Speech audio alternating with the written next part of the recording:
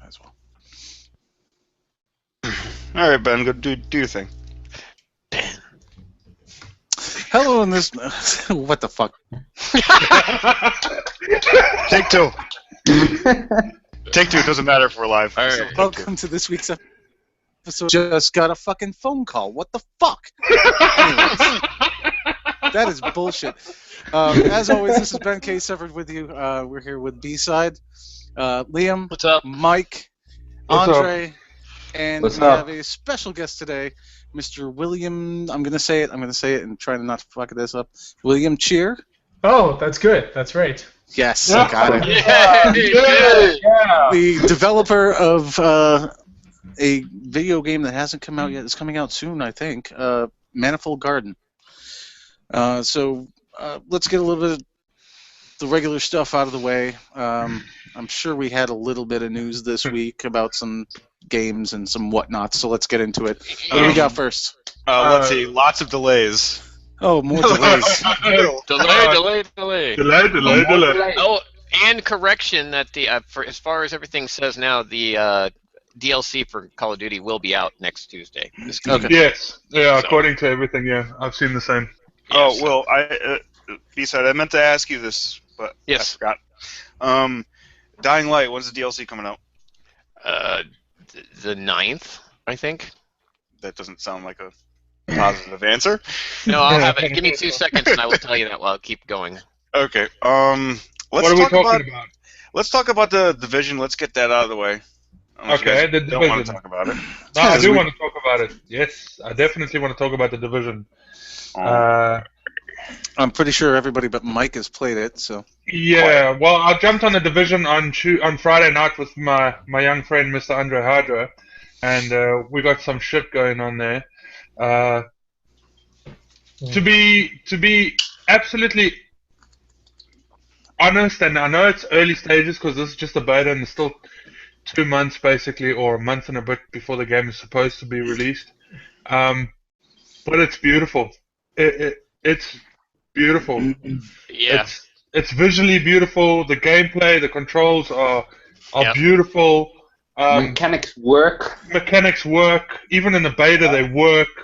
I was very, very pleasantly surprised to go into the PvP area, the Dark Zone, and there was no timeouts. I never got kicked.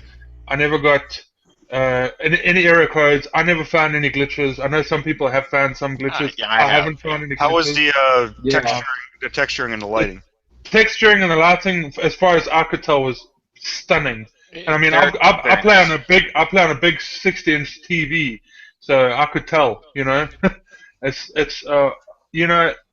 if that I'm gonna say something I don't like saying, but I don't think they fucked this one up. I think that they have. Oh, it's all over. It's all done now. The game's going to implode. There will be no Yeah. more. All right, everybody. I don't think they fucked this one up because I tell you what, No, they didn't. I could climb into the division world when you're able to play, and I could get lost in there.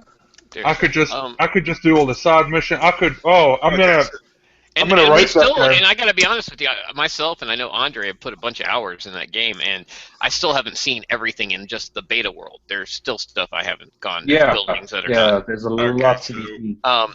And What you three are telling me that this game right here is not going to be like a Watch Dogs. no, No. it's not anything like No. Watch Dogs. No. There's nothing funny, Mark. Mark, think of this. Think of it like this, and this is the way they advertise it. It's real life. If this happened, this could happen. Basically, there's a Right. disease or something that's broken out, and you've been tasked with going into to New York and helping out the division as much as you can, and Yeah. it's real world. There's no funny mechanics. You don't have any special powers. You're human. Right. You can't jump over a building. You can't No. whatever. You You're can't boost human. jump. You know what I mean? No You know? wall running. Yeah, Well, the well, only thing, Well, you the do only have thing- some. the Oh, only go thing ahead. you can really do is run. You can just run relentlessly. You can just run forever. Yes, Ben. What would you like to say, Ben? Well, I'm sitting back here being quiet and watching I'm you shocked. guys oogle over this. No, now you've heard what I said on previous podcasts about different third-person shooters. I'm not a fan. I don't like that type of gameplay. In particular, like the Order 1886. It was beautiful, but it was a third-person shooter, and I don't like those. Well, it was more of a movie than a game. Yeah. It was more of a shit. But You watch your mouth. you're the only one who ever liked that game, Mike, and I It was a want you to beautiful do game. that. I don't know. It's a beautiful. He's also the guy who got me to play Evolve. I'll bring that back. Evolve. Oh, exactly. that was just for a Yeah, joke. well, yeah. Just so Okay. you know who you, Mr. Chyr, just so you know who you're dealing with, Mike liked Evolve. Hey, But- I had fun playing. Let me continue. But Yeah. okay, so as far as the game itself goes, I took myself out of that whole thing of I don't like this type of gameplay. Apart from that, I have a lot of good things to say about it. It was very, very good looking. Textures, the lighting, everything beautiful. Open dog. It's a very deep game as far as Yeah. the weapons and the crafting and the customization. Very RPG. Very RPG-ish. And the third-person cover-based mechanics weren't clunky. They were No. very fluid. So that I I enjoyed. kept pushing circle and jumping over things when I meant to push. No, well, I mean, for a That's guy a who lot. actually- That's just getting used to controls, though. I'm Yeah. speaking from a guy who doesn't like to play these types of games. Yeah. I was able to sit down for about an hour and a half, 2 hours, and play That's it and impressive. enjoy what I was doing. Yeah, that's impressive for you, Ben. You don't like that stuff, so. I'm still not Yeah, gonna buy yeah, it. I got you some good weapons there as well. You so- did. Yeah, well, I mean, Hydra and I went in together. We were basically the same level when I arrived on Friday night, and we went to our main area, our safe house, and we went in there and we opened all the things there, and then we went and did the first mission for the beta, and it was hard enough to make you work because we died. We died. We wiped once. And we had to start again. Yeah, yeah. But it's hard enough to make you work, but it's not so difficult that you can't see the Yeah. end. Yeah, You and you can't don't get get there. frustrated in it, so... I will say this, in hard mode on that hospital mission, though, you will get frustrated, because I played Oh, with some yeah. people in hard mode, and holy cow. But I wanted to just kind of say that... Oh, I lost. Yeah, Hmm. we were. Okay, I can hear you. Fuck. Technical difficulties, people. William, Yeah. we're a very Okay. professional podcast. No, We promise. well, we are. But no, I wanted to say real quick. The textures look good. My most impressive thing I thought about the game was the day and night and weather mechanics were awesome. Like you would come out sometimes out of a building and it would be a blizzard and you Oh, could yeah. see in front of you, and it looked good for a console. I mean, I'm betting the PC versions probably on a good computer will look amazing. But I have to say, the most fun I had in that game, the missions were cool, but it was when Andre and myself went into the Dark Zone, and we went rogue, and we were having to survive a manhunt, and we're just like hunkered down, and like all these people are trying to kill us, and we keep becoming more rogue because all these people are trying to kill us, so we have to kill them. And it just became this clusterfuck. But it was fun. I mean, I was really enjoying that, the camaraderie. That game with co-op is going to be. It's one of those games that I think the co-op's going to bring it to life. I think the solo stuff will be okay, but I think when you're going to be in there with your team of 3 other people, it's going to be super fun. And Well, I'm excited. there's something I do have to say about the Dark Zone. Don't go there alone. No, Because for the until you're first leveled time- up. The first time I went into the Dark Zone, I was level 5, and as soon as I walked through the door, there was 2 guys standing at the gateway with guns pointed at the gateway. I walked in, I was dead. Which is kind of a waste. I will say this is kind of a waste because really the point of killing somebody is to loot them, And if they haven't got, the best thing to do would have been to let you go in and follow you around and let you get some stuff built up and then kill you. Yeah. That's true. That is true. I mean, the best thing to do is hide out there. It's funny when you go to an extraction zone in that game, which is where when you get loot in the dark zone, you have to send it through the extraction zone to get cleaned. You can't just take it out with you. And everybody, when you go to an extraction zone, everybody's all blue, no one's red, and you're all like, okay, so everything's good. Okay, wait, what? That guy's actually kind of shifty over there, and then we ignore him. And Andre called it. He's like, oh, I should take care of those guys. Oh, no, they're fine. As soon as we go to put our stuff on, they nuke us and take our shit. So, let me ask a question. William, have you, William, I know that you're a busy man. You're developing your game. Have you had a chance to sit down and play this beta at all? No, I have not. I haven't had too much time to play games, and mostly it's been The Witness recently. Oh, really? Okay. Which you guys, that game, the Jonathan Blow game, that's a game that I have to play, right? I mean, there's not a whole lot of first-person exploration puzzle games, and that's one I have to study and analyze intensely. And Right. are you impressed with it? I've seen some footage of that game. The thing is, I'm really, really bad at it. I've been playing for. There's 667 panels, and some people have 100%ed it already. It came out on Tuesday. I've been playing since Tuesday, and I have 99 puzzles done. So I think it's not. Yeah. It's gonna take me a while to finish. It's an interesting game because it's not. I don't know if it's fun, right? Okay, hey, we're all about being honest here. That's fine. I mean, saying that it's not fun is not a bad thing. It's very interesting, but it is. I'm sitting there for hours staring at a panel with a notebook and a pen. And I haven't done that since college, so yeah, but that's kind of cool. I kind of like that though. That they're still putting out these games that are putting that kind of challenge to you. I like that. Yeah. Then this one's really interesting because it feels like any other developer wouldn't have been able to pull this off. It's a game where you really need to give the designer the benefit of the doubt. Like any other game where you're stuck in looking at one panel for 3 hours, I think I'd be like. Fuck this! I'm out of here. But this is I'm pulling up, going through pages of my notebook. But yeah. And I think it's sort of at a good point because most of the game has been designed, but there's still a few high-level questions that need to be answered. And so, what The Witness offers is a really great case study. To see what works and what doesn't on a higher level, but I haven't got the late stage. It's very easy to see a lot of the early stage areas of work in progress games, but the late stage stuff, the end game, you can only see that once the game is done and out. So this is another. I can see what they've done right and what they've done wrong, and maybe try to learn from that.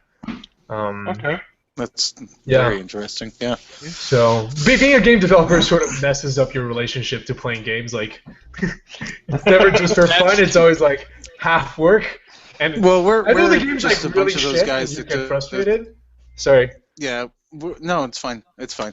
We're just a bunch of those, everyday hard-working guys that, we sit at home at night after we come home from work.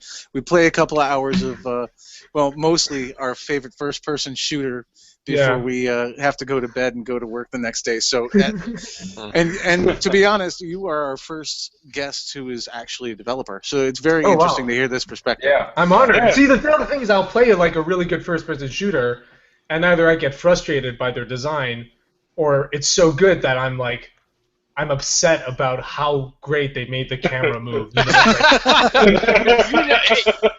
5 minutes going left and right, and you're like, wow, the easing out is really great. How do they do this?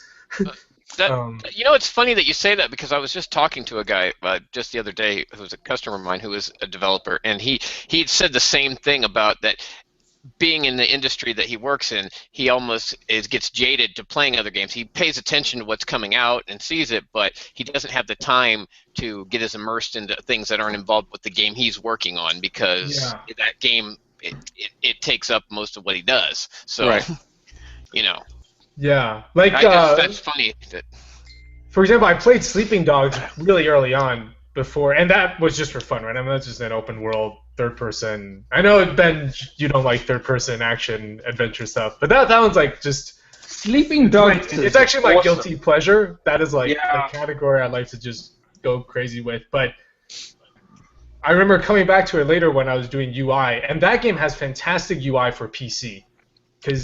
And what you notice is if you're playing with an Xbox controller and PC, and then you switch to mouse and keyboard, it has like a really seamless transition. Because like it's hard, right? Because to design the UI so that you can like move up and down with the joystick and click on the mouse is like almost two different systems. You know what I mean? Because like when you click on the mouse, you have to have unless you hover over the mouse over a button, none of them are selected. But with the joystick, always one is at least like highlighted. Right. And so they just have like it's like something that you would never notice as a developer, but as a player. But then as a developer, I just spend like 10 minutes on the UI, on like the main menu screen, going from my mouse and keyboard to the Xbox controller. Oh my god! But no, just to be fair, that stuff's important. Just to be you fair, can imagine some guy spend like 2 weeks, at home, or at his office, and he's just like mouse, keyboard, Xbox controller, PS4 controller, like making sure that they all work together. Yeah. And so many little things in games, it's insane. It's those people that we don't appreciate. It's like when Andre and I were playing The Division. Yeah. I shot a rat. Yeah. And it died. Okay. Yeah. That sort of thing you don't see that sort of thing in these games really. I mean, we shot birds out of the sky, for God's sake. There's a lot of work. There's a lot of work. That's like an intentional design decision, right? They were like, players have to be able to shoot the bird. Like, you got to make it so that it's shootable. Yeah. Here's the thing. Like, what about the pooping horse in Metal Gear Solid, or the pooping dog in The Division? Oh yeah, I found the pooping dog. I found the pooping dog in Division. Okay. Well, what we need to do now, Will, is we need to go into Division. I'm talking to B-side here. We need to go into the Division. We need to find the pooping dog and shoot him while he's pooping and see what happens. I didn't want to. I was live streaming the Division. I didn't really want to shoot a dog, but I did run with the rats because like you can scare them and they'll like run and you can run with them, and it's kind of cool when you have like a group of rats and you're I shot. I mean, the other thing was that there were these two civilians that were standing there, and they were actually being intimidated by one of the dogs. And my son was sitting here next to me when I was playing, and he was intimidating the two civilians. And I shot the dog to stop it, and they thanked me. That's a small thing. They thanked me for helping them with a rabid dog. That was going to attack them or whatever. Wait, the civilians are NPCs, right? Yes. Oh, interesting. Yeah. Oh, that's a really interesting detail.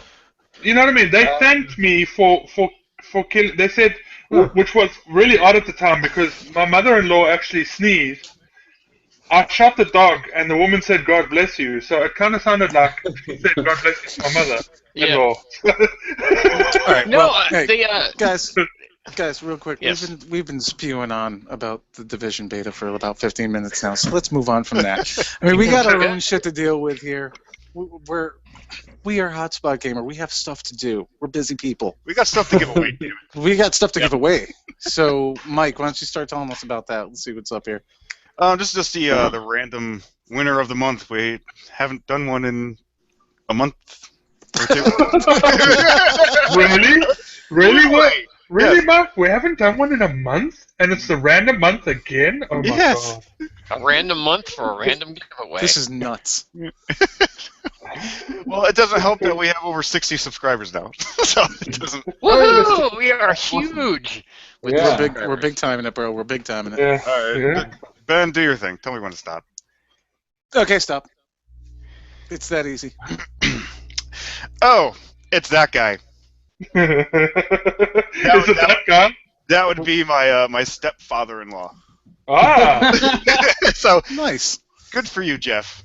Good for you. What does it? Yes, What does congratulations. he, tell him Jeff. what he wins. You win a pile of dog shit.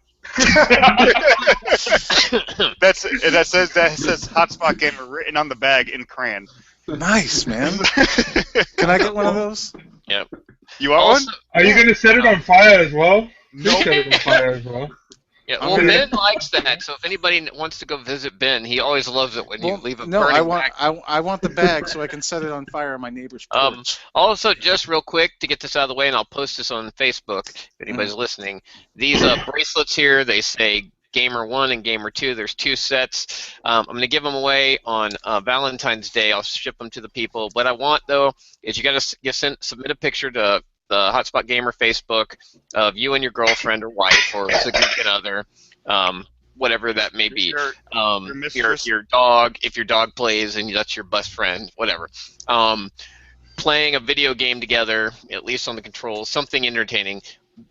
Ben and Mike and myself will all look at them, and Andre and Liam, and we'll all look at them and decide which one's the best. And the top two get cool little, cute little Gamer 1, Gamer 2 heart bracelets. Aw. Yay! So That's awesome.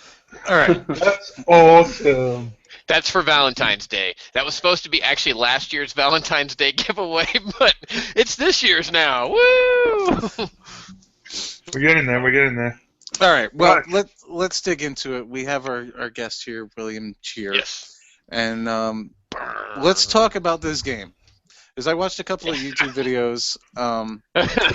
I don't know particularly if this is the game for me. I did actually. I watched. I watched. This conversation is over.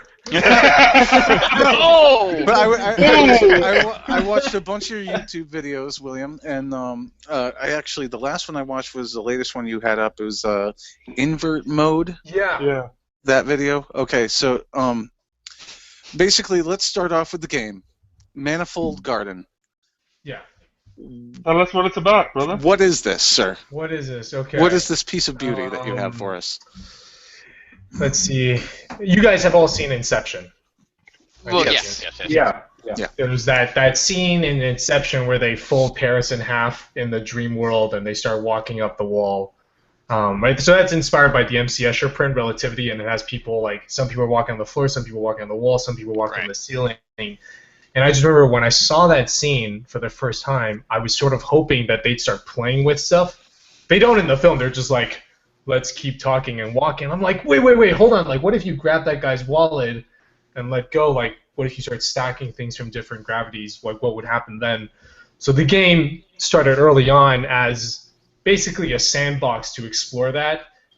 It was all indoors, and you just had... Imagine being inside a box and every surface, right, there are 6 surfaces and each of them is colored differently. The ground is red, the ceiling is blue, the wall to your right is green, and then green objects would fall towards the green wall, red objects would fall to the red floor, blue objects fall to the ceiling, so then you can like take a blue object and a red object and have them kind of balance each other out and float in midair. Mm-hmm. So stuff like that, that I kind of wish they had played with in Inception. Like I wish they had actually started messing with the physics of it all. And then since then it's sort of evolved to be a lot more so that's still the basis, like their core mechanic is you can walk around, but I don't say that that's the game isn't about changing gravity and walking on walls. That's just where you start off, and towards the end you learn about the shape of the universe. So the manifold comes from, so that's a topology, that's a math term describing space, and you guys know, like, when you have, like, asteroids, that's got 2D screen wrapping, right? If you go off the right side of the screen, you'll come back in from the left. Yeah. And if you go up the top, you come back in from the right. So that is actually on the surface of a donut. Because if you imagine a donut has the outer ring and then the inner ring going around, right? So it's like, it's basically 2 loops. So that, like, asteroid is basically taking place on the surface of a donut. So if you can, like, if you go up, you come back in from the right side, and if you go to the right, you come back in from the left. And what in Manifold Garden, in Asteroid, you are a 2D character on the 2D surface of a 3D donut. In Manifold Garden, you are a 3D character on the 3D surface of a 4D donut. Wrapped in 3 directions, and if you fall off the world, instead of fading you to black, there's just another version of the world beneath you. So in this world, you can go down to go up. Yeah, that was confusing me when I was watching your development stream. Right. Like, I saw you just like pop in, like in the middle of it. It's like it makes no sense. Like I saw you grabbed the box, which are the seeds, right? Yeah.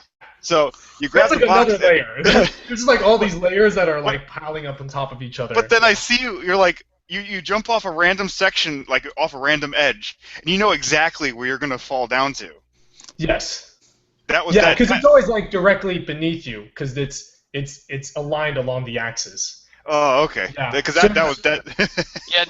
Yeah. When I was watching the video, I mean, it makes sense. It definitely looks like you could easily get yourself like upside down though in your mind. Yeah, I mean you can actually get upside down in the game too. Yeah. Right? So, yeah.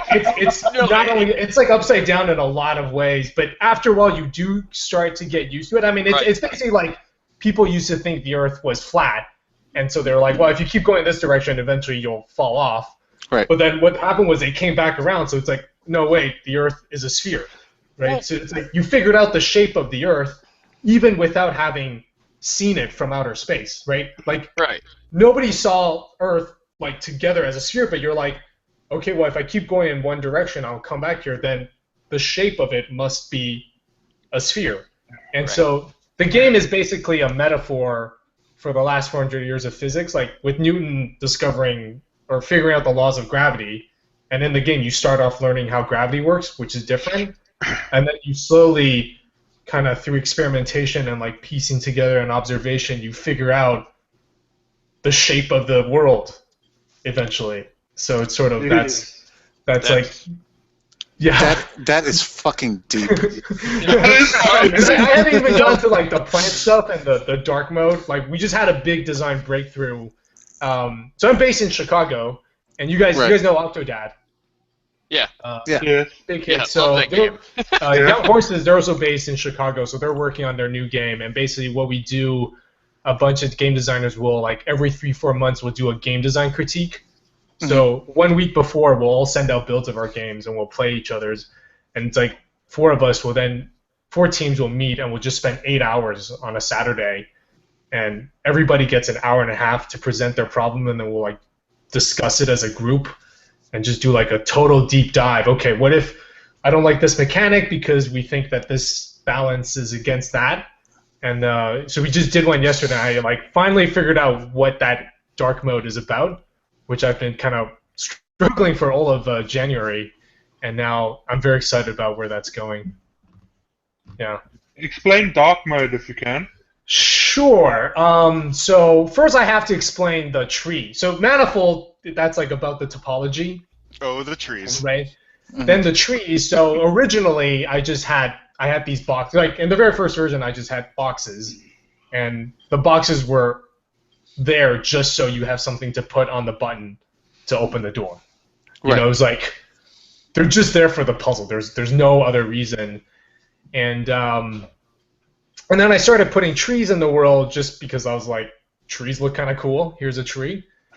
Yeah, why not trees? And for a long time I just had like boxes and trees, and they were totally separate and I also had water until I realized there was a way to combine them, which is to make the boxes seed that grow off the trees. So if you combine a box with water in like a patch of soil, a tree will grow out of it and give you more boxes. Which is, if you play Portal, it's basically the same thing as the box dispenser. Yeah, I was going to say that reminded me of Portal. Yeah, it's like the box dispenser, but it just changes the context of it, right? It's like instead of this like science laboratory testing room giving you more boxes to work with, it's actually you're part of this ecosystem, and so it sort of ties into the narrative. So I don't want to spoil too much, but it's, you know, gardening, you're bringing life into the world, and the dark mode is sort of representative of death. So there's like a balance of life and death, and good and evil, and the fate of the universe is in your hands. So go forth and explore. I like that. I like that. Well, You gave me goosebumps, bro. You gave me goosebumps. Yeah. I like that. What's the age group? I mean, is this a multi-age? I mean, someone 11 could play it, or is it more for someone 18 and older? I mean, you know. So there's no content-wise, there isn't anything that would give me any rating. It's definitely everyone. I have played with a few kids. The thing, I think you need to be at least middle school because there is a lot of logic. And what's very interesting when playtesting with kids is that they have like really great intuition. Right. And you can see they just sort of like pick up stuff early on very easily. But the problem is they do it without fully understanding why they understand. Without reasoning it. Yeah, like they sort of get it. But then what happens is then they sort of hit a block at some point where you do need to have like actual understanding, and then they get stuck there.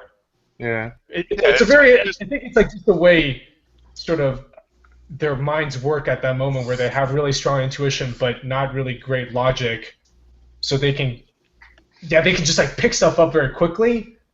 Okay. But then when it comes to the point where it's like, okay, you need to really sit down and think and plan. Yeah, when it comes to that full application of that knowledge, they don't have it yet. Then they hit a roadblock, and I'm not sure if that's with the game or just with like child psychology or whatever. But, okay, I'm just curious where you were, because it does look like a deep game. When looking at some of the videos, I mean, they were talking about the comparison with MC Escher. I used to spend hours looking through some of the art books of MC Escher, and when you look, if you've ever looked at those books or any of his art, I mean, you could spend an hour looking at a picture, still not picking up everything. I mean, you know, and I mean, this is very much like. Not like with each MC Escher print, you're just like getting a glimpse of this world. Right. That's what's like cool. Putting you in it. And I think that's amazing. Run around, feel free, right? There are no invisible colliders. You can jump off, and everything you see in the game, you can get to. That's cool. I like that. You're not going to run into a wall or a red flashing thing that says "Countdown, Return to Game Area." There's none of that. I just want you to. I do that. I do that. I do that. Now, if I could ask a question real quick, William. Sure. Now, this is the first game you're developing, correct? Yes. Okay. Now. Big mistake. Fair enough. Let's get a background on William. Where did you start off? So I actually did not play game. Like I had an N64 as a kid, played a lot of Tony Hawk Pro Skater, and basically did not play games for 10 years afterwards. Okay. So I was actually in installation art, and what happened? I was doing stuff with balloons, and had just become typecast as the balloon guy. It's sort of a double-edged sword with the art world. Like, you kind of want to have that shtick, you know, like, you're the guy that does the stuff with the chocolate bunnies. Everyone's like, hey, you're the chocolate bunny guy. And, like, you can sell work based on that, but you're just, like, stuck doing chocolate bunnies. Right. Kind of thing. And everybody just looks at you like, oh, yeah, that's the chocolate bunny guy, whatever. Yeah, and I was, like, the balloon guy, right? And there's, like, a lot of novelty to it. It's sort of good and bad because on the one hand, it grabs people's attention right away, but the problem with that is the novelty of the medium will always overshadow any ideas. Right. Like whether I made a great installation or a bad installation, in my opinion, and I did it for 4 years, so my work at the end was a lot more mature, but the reaction was always balloon guy. Oh, cool, balloons. Yeah. But then what happened was, and I'd worked in advertising. Worked at a studio that made science museum exhibits, and I wanted to change mediums, and I thought about glass blowing, metalworking, and a friend of mine told me about kind of what was happening in independent games. He told me about Journey. He showed me Indie Game, the movie, he backed it on Kickstarter, and kind of hearing Jonathan Blow talk about where this stuff was going. And I remember he showed me like a few really small indie games, like The Graveyard by Tale of Tales. It's like this 30-minute long experience, and I was like, okay, this is totally not how I remembered games from when I was playing the N64. Oh no! The world has changed. We've gone ahead a little bit there. Like I sort of lost. I was like playing Tony Hawk Pro Skater, and then all of a sudden I'm like walking through this graveyard and sitting down, and then that's the game. I was about to say, if you don't want to get pissed off at the camera angles and whoever, like how did they do that? Go back and play your N64. Yeah. Also, I mean, though, Tony Hawk Pro Skater has aged incredibly well, though. Oh, I'm talking about the Mario games. So Yeah. Oh, the Mario games. Yeah, I know the thing is, it has the scope has changed now. I mean, we have Goat Simulator. I mean, Oh God. I am bread. Yeah, I am bread. But also the like third-person, what's like Donkey Kong, Banjo-Kazooie, that third-person platformer, that's basically disappeared. Yeah. Right? Like, Yeah. I think in favor of open world. The Are you side talking about, like, scrollers are still Conker's around Bad though. Fur Day. Yeah, but Yeah. so anyway, it's just seeing some of these small indie games. I was like, hey, this looks like something I can do, and I downloaded. I was like, where do people buy games on the computer? And someone's like, Steam, and I downloaded Steam, and I had Portal in my library, because when Portal 2 came out a year before, Valve was giving out Portal for free.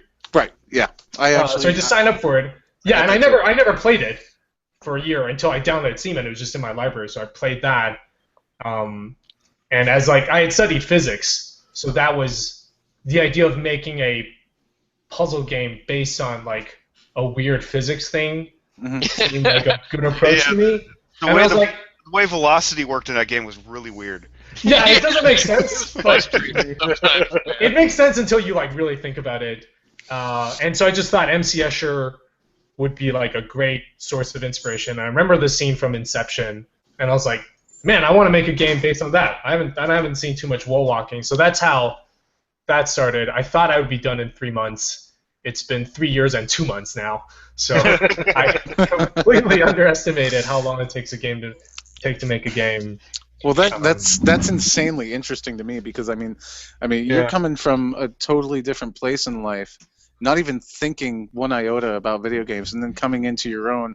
And I mean, now, like you said, you're 3 years in, and this is you're doing this. This is your creation now.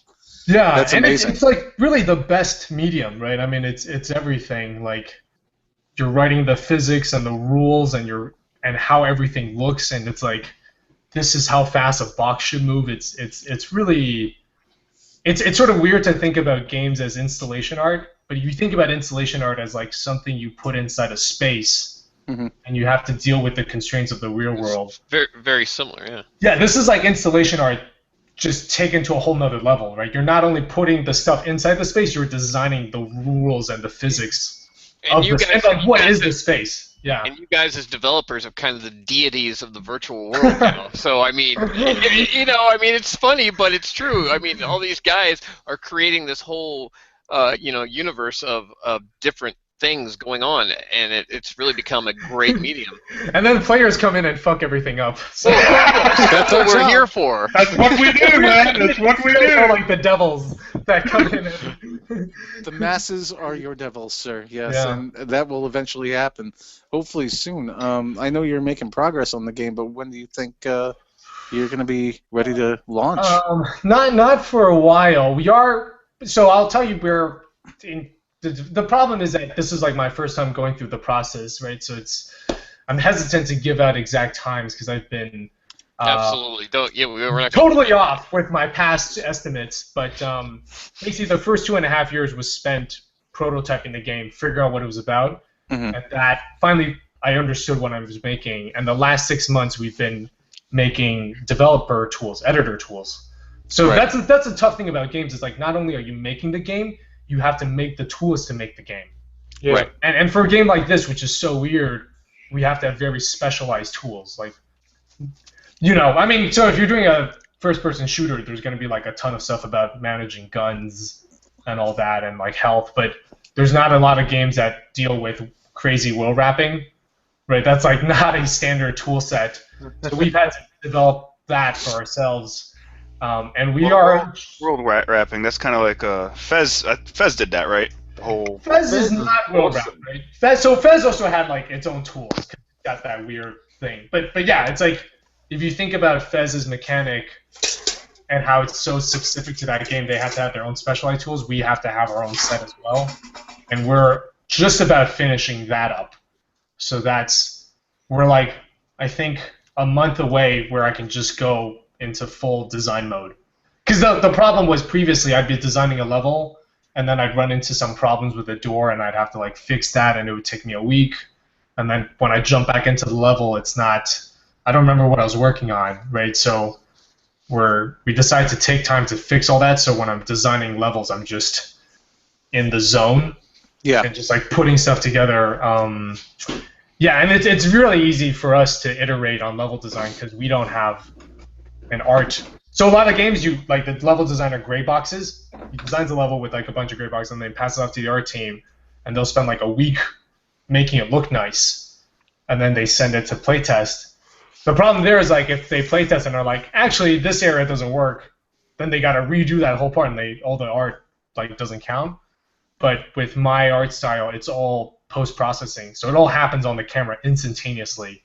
So that means I go from gray box to final art, like with no arting period in between, and then I can right away test it. And if this doesn't work, if I'm like, okay, actually that door should be a little over to the left, I can just go back and change it, and then that's fixed.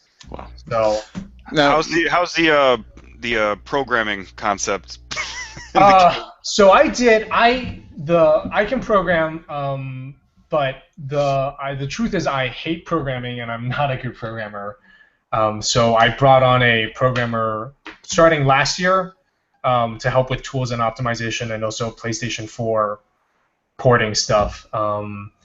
And he is now coming on board full time. Nice. So and I basically just want to. It's like I can do something, but it would take me a week and be very frustrating. Or he can do it in a day, and I can put all my efforts into level design and the art stuff. Which is what I'm good at, which is what I enjoy, and what people will see. And the code is important, but people aren't going to see it. So. Now, you mentioned this one guy. How big right now is your team? It's just two. Just the two of you?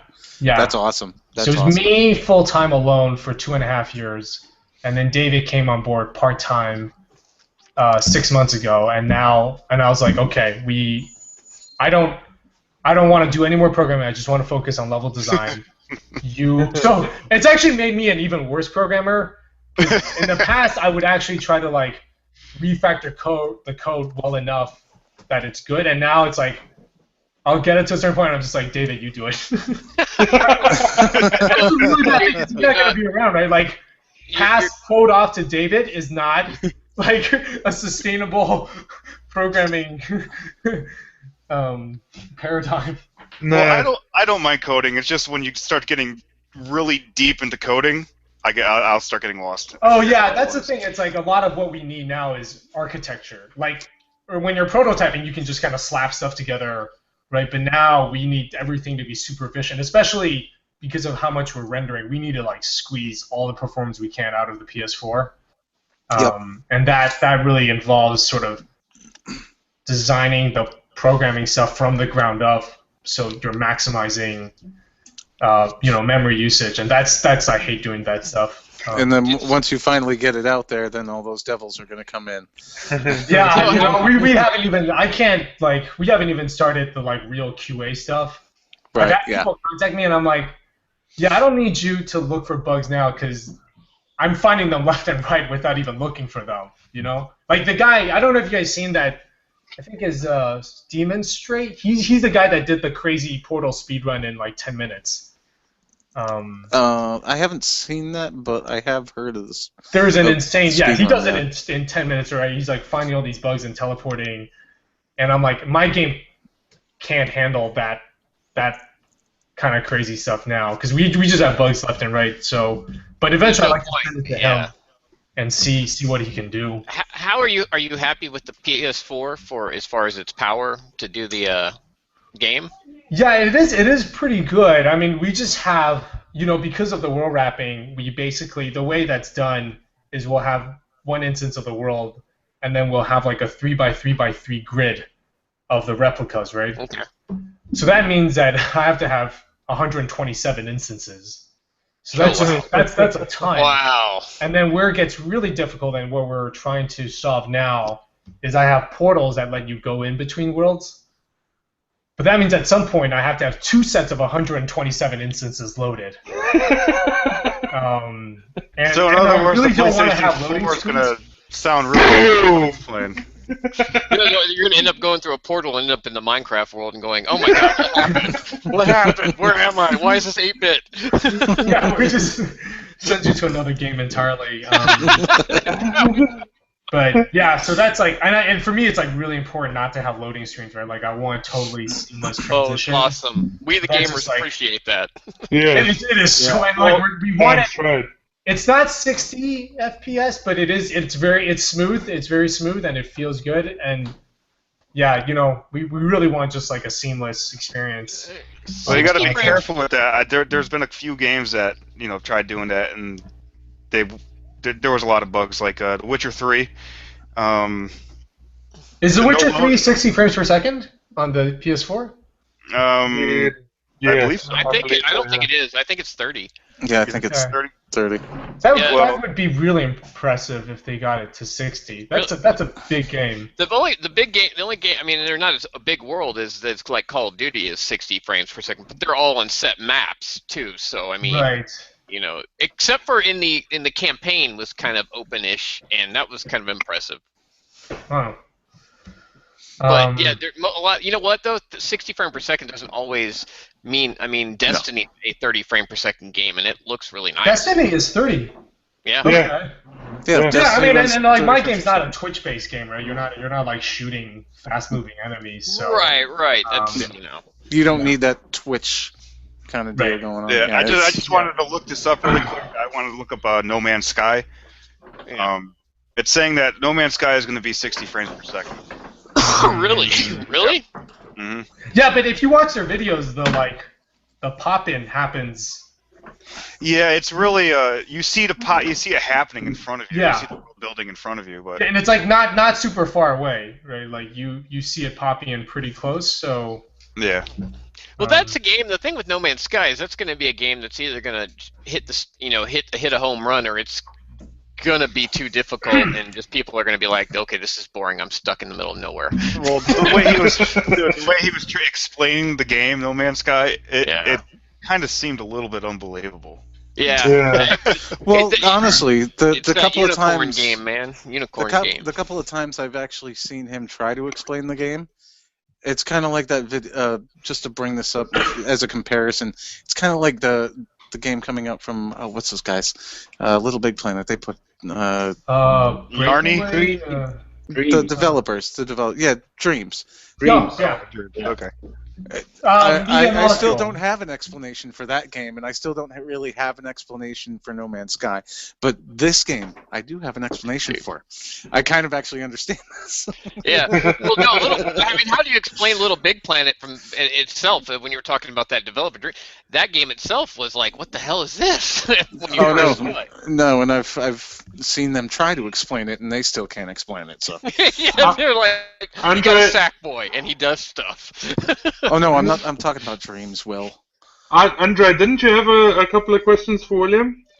I did. I would say I would ask, what's your most fun glitch or bug that came up in development so far? Definitely the shader visual stuff. You've kind of seen some of the images in the photography mode, which right now I'm still not sure how to fit in, but it's almost not a glitch anymore because now I know why it happens. But yeah, I just remember that first time the glitch became a feature. The glitch became no longer was a glitch once I understood it, which is like very. See, it sounds very deep. I don't know. I feel like the problem was no longer a problem once you understood it. Exactly. But it just led to like some very beautiful visuals that I for a while I was like super obsessive about taking a ton of screenshots because I thought that the glitch was on a Unity level. Like I thought if they updated Unity, which is the engine I'm using, if they update it, that like they might end up patching that and all these beautiful visuals would disappear. The Unity always crashes on me. I hate that. But yeah, now I figured out what it is, so it's not dependent on the engine, and I can replicate it. You can replicate a glitch. I like this guy. He's just gonna make glitches. You heard the man. It's not a glitch anymore. It's a feature. It's totally a feature. The problem became the solution. A glitch is just a feature waiting to be discovered. Exploded. Exactly. Well, yeah. Oh. Well, I got to tell you, everything I've seen, the game looks really cool. I mean, puzzle games are not my forte, but anytime it's something that'll challenge me, I like to try. So, and Yeah, at least there's something different. I like that. Yeah, and the big thing is like early on, it was very much just a puzzle game. Like it was like you go from one room to the next room to the next room, and the problem was by the sixth room, like I did a ton of playtests, and every time by the sixth room, I'd see everyone start yawning. And it's like, because your brain can't handle, like, you can't just be like, hey, good job with this puzzle, here's another one. You know, you need to have these breaks. Like, and so Portal does that by having, like, really funny voiceover. And so for me, actually, the game has shifted to much more about just, like, experiencing beautiful architecture.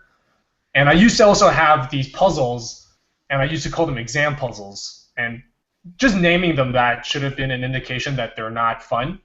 Because basically it's like you have a puzzle that's concept A, another puzzle that's concept B, and another puzzle that's concept C.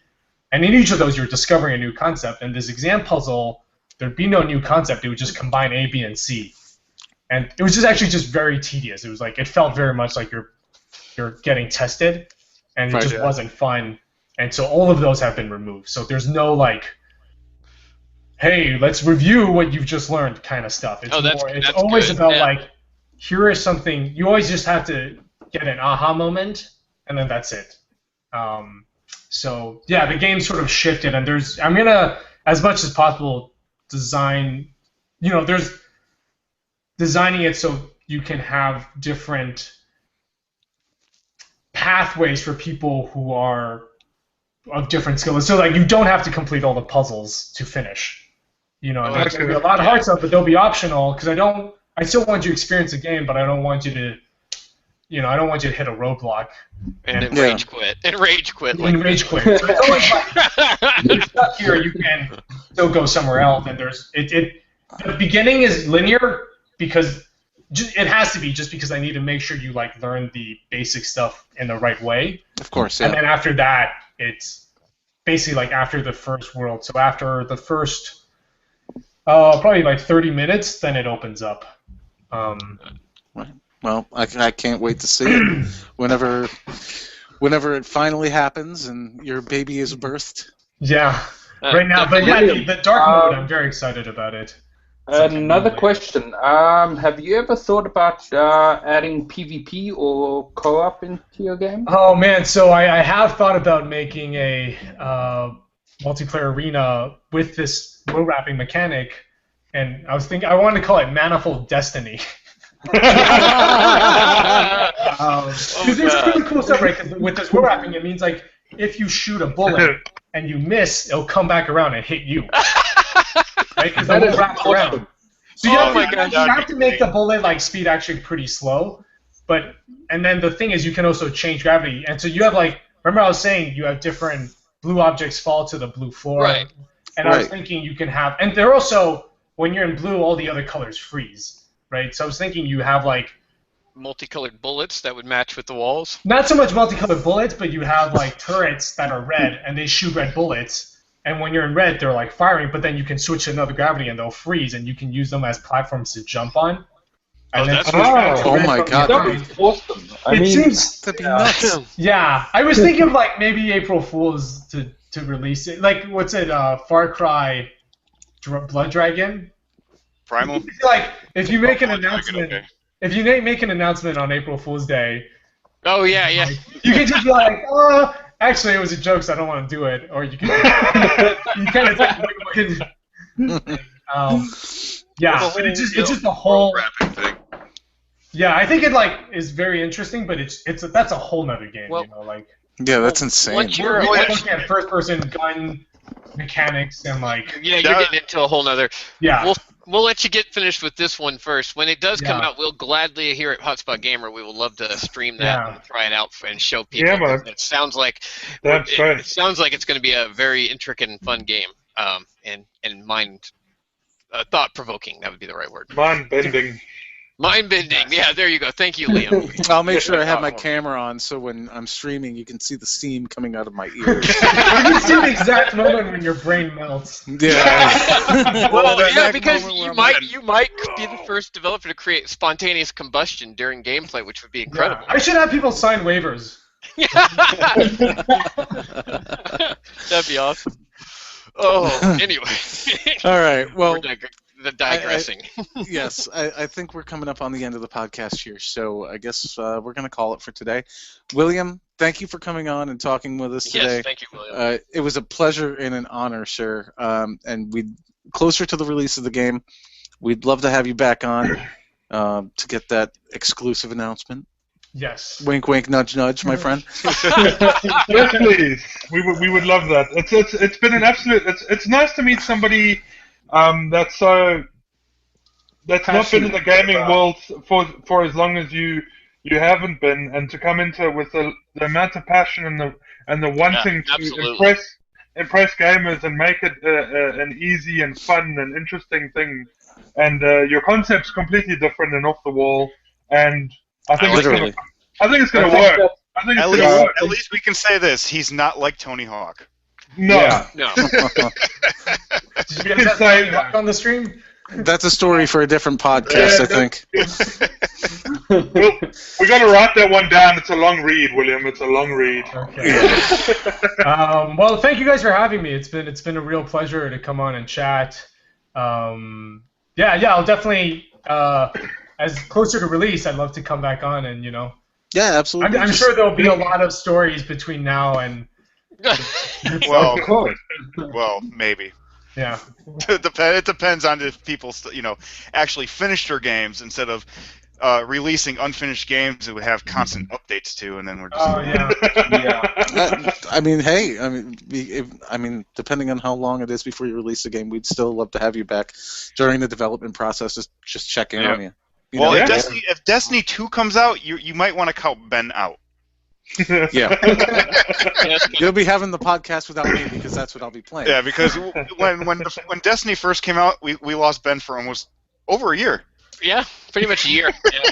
Yep. You still lost me because I just got my Hunter to rank 5 in Iron Banner today. Oh God, man! I swear, when I saw you take that out of your console, I was like, oh my God, thank God, it's out. Finally out. I still want to see Ben on a night vision camera playing PT again. Horror game. I'm waiting for PT. That's YouTube gold right there, and I'm gonna keep it I from know you guys. I know it would be. I want to see. Dude, he was shitting his pants when the lights were on. All right, look. The point is, I'm out of beer, so we're gonna end this Oh. Wah, wah, wah. So, this has been the Hotspot Gamer podcast for this week. Again, thank you to our special guest, William Chyr, developer of Manifold Garden, for coming on and talking with us today. You can check us out over on Twitter at HSGamerReviews. Go to the website, www.hotspotgamer.com, for all the news, reviews, all the live streams, and more.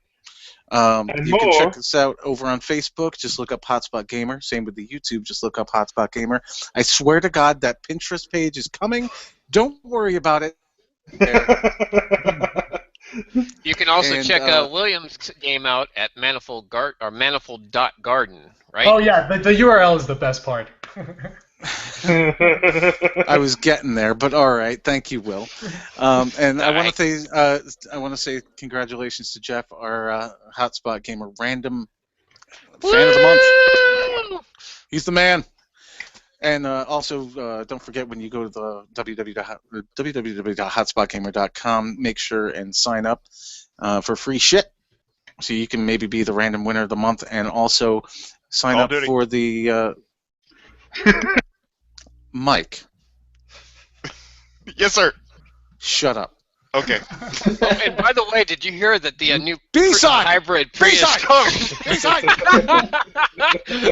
I'm sorry, Mr. Chyr. This is what they do. They like to interrupt me at the end of the show. I apologize for the interruptions. These guys are a bunch of douchebags. I'll try to be more professional and then, about this. the division. God damn it, Andre! There, I'm muting everybody. I'm trying to do it, but they're unmuting themselves. We need to hurry it up. Whatever. Sign up Just for the take website. us. God Take damn us it. to the promised land.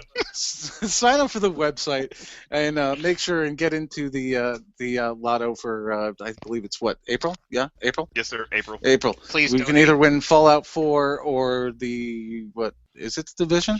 Wait, did you just say Fallout 4? You just said Fallout 4. Oh no! What? What am I doing? You, sir, are... You are are Uncharted brilliant. 4. Mute him. It's Well, Dark see- Souls 3 or Uncharted 4. Where do Dark you Souls get... 3 and Uncharted 4. All right, look, dude. You just like blew my mind. No, this Yeah. is what You blew happens it, when you okay? guys keep fucking constantly interrupting me when I'm trying to do the outro for the podcast. I don't Hurry up understand. and do the outro. Just say it. Just say it, man. Please Just say donate it. at www.hotspotgamer.com. This has been the Hotspot Gamer podcast for this week. You guys have a great week, and for fuck's sake, don't listen to these guys and keep on gaming.